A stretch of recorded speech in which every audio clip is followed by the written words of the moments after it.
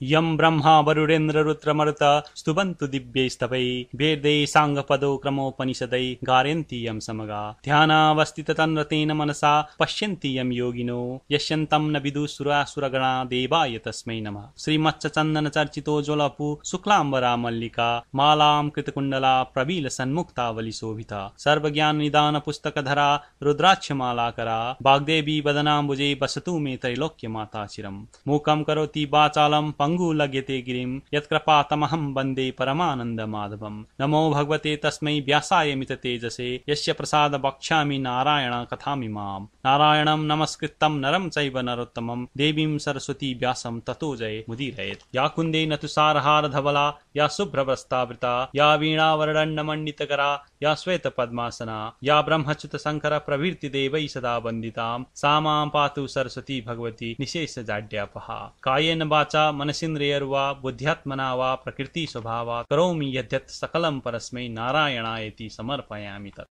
अथ 29औं अध्याय। कुमारजी आज्ञा गर्नुहुन्छ हे अगस्त्य मुनि।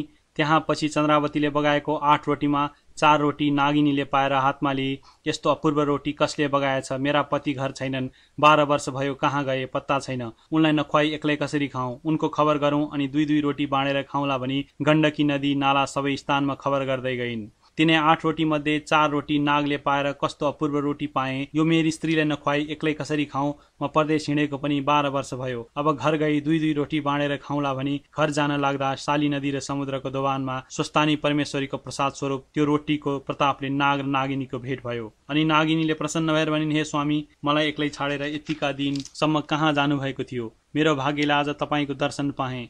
कसैले बगाएको यो 4 रोटी पाएँ, त्यो तपाईँलाई नखुवाई एक्लै कसरी खाउँ? 2-2 बाँडेर खाउँला भनी गण्डकी नदी नाला सबैतिर खोज्दै हिँडेको हुँ। बल्ल सन्तोष भयो। लौ खानुहोस् भनी आफूसित भएको 4 रोटीमा 2 रोटी दिइन्। अनि नाग भन्दछन्, हे स्त्री, त्यस्तै 4 रोटी मैले पनि पाएको छु, तिमीलाई नखुवाई एक्लै कसरी खाउँ? 2-2 रोटी बाँडेर खाउँला, घर जाउँ भनेर आएँ। तिम्रो मुख देखेर सन्तोष भयो, लौ खाऊ भनेर आफूले पाएको 4 रोटीमा 2 रोटी दिए। दुवै स्त्री पुरुषले खाइसकेर नागिनी नागका काखमा बसी आनन्दले रहे। तब नाग भन्दछन्, हे स्त्री, 12 वर्षसम्म हामीहरूको भेट नभएको यसै रोटीको प्रभावले भेट भयो।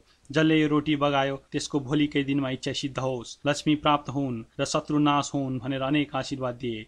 अनि नागिनी भन्दछन्, हे स्वामी, म पनि त्यसलाई आशिष दिन्छु। जसले यी रोटीहरू बगायो त्यसलाई नवग्रहले पीडा नगरून्, राज्य लक्ष्मी त्यसका वशमा हुन्। फेरि हामी जस्तै पति पत्नी छुट्टिएका भए पनि चाँडै भेट होस् भनेर अनेक आशीर्वाद दिइन्। यसरी आशीर्वाद दिएर नाग नागिनी आफ्ना आश्रममा गए। त्यसपछि लावण्य देशका मानिसहरू शाली नदीमा स्नान गर्न जाँदा त्यस्ता किसिमले बसेकी चन्द्रावतीलाई देखेर सोधे, तिमी देवकन्या, विद्याधर कन्या अथवा स्वर्गकी अप्सरा रम्भा तिलोत्तमा को हौ? यहाँ एक्लै किन बसेकी? यति लोकहरूले भनेको सुनि चन्द्रावती भन्दछिन्, हे लोक हो, म देवकन्या हो, स्वर्गकी अप्सरा होइन।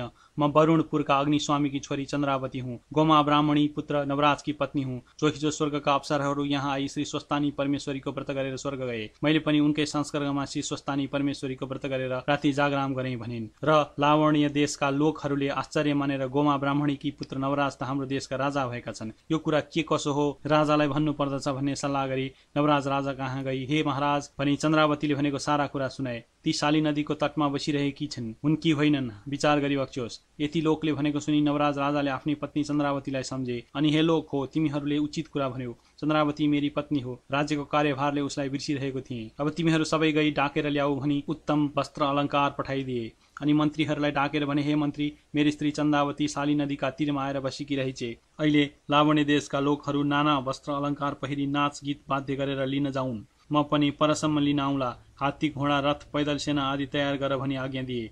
मन्त्रीले हुन्छ भनेर पुरा शहरमा झ्याली पिटाई सारा प्रजाहरू पछि लगाए, आफू पनि गए। सबै चन्द्रावती कहाँ पुगेर प्रणाम गरे, हे महारानी, नवराज राजाले हजुरलाई लिन पठाएर हामीहरू आयौँ। यो पालकी र वस्त्राभूषण ल्याएको छ, पहिरेर छिट्टै जाउँ भने। तब चन्द्रावतीले आफ्ना पति नवराजलाई सम्झेर, हे स्वस्तानी परमेश्वरी, मेरा पति नवराजसित चाँडै भेट होस् भनेर हिजो व्रत गरेँ, आज भेट हुन लाग्यो। हे ईश्वरी, हजुरलाई कोटि कोटि नमस्कार छ। म पापिनी नाम भएर दुःखका सिन्धुमा डुबिरहेकीलाई कष्टबाट पार गर्नुभयो। हे लोकेश्वरी, हजुरलाई कोटि कोटि नमस्कार छ। हे भगवती, हजुरका कृपाले ब्रह्माले 14 भुवन सृष्टि गरे, यस्ती हजुरलाई कोटि कोटि नमस्कार। हे जगदीश्वरी, हजुरको दयाले म पनि लावण्य देशकी रानी हुन आँटेँ भनी बहुतै प्रसन्न भई वस्त्र अलङ्कार पहिरी पालकीमा बसी समस्त प्रजाहरू समेत भई लावण्य देश गइन्। नगरमा बाहिर पुगेपछि लावण्य देशका स्त्रीहरूले थाहा पाई हतपत गरेर कसैले पाकिसकेका भात छाडेर निस्के, कसैले खाँदा खाँदै हात पनि नधोई निस्के, कसैले छोराछोरी रुवाउँदै निस्के। अगाडि पुग्न र पहिले दोगुर्दा कसैका हात र कसैका खुट्टा भाँचिए। यसरी नवराज राजाले चन्द्रावतीलाई अनेक मङ्गल यात्रा गर्दै दरबारमा लैजाँदा भए। इति श्री स्कन्द पुराणे केदार खण्डे माघ महात्म्ये कुमारागस्त संवादे श्री स्वस्तानी परमेश्वर्या व्रतकथायां चन्द्रावती पतिगृहण नाम 29 अध्याय।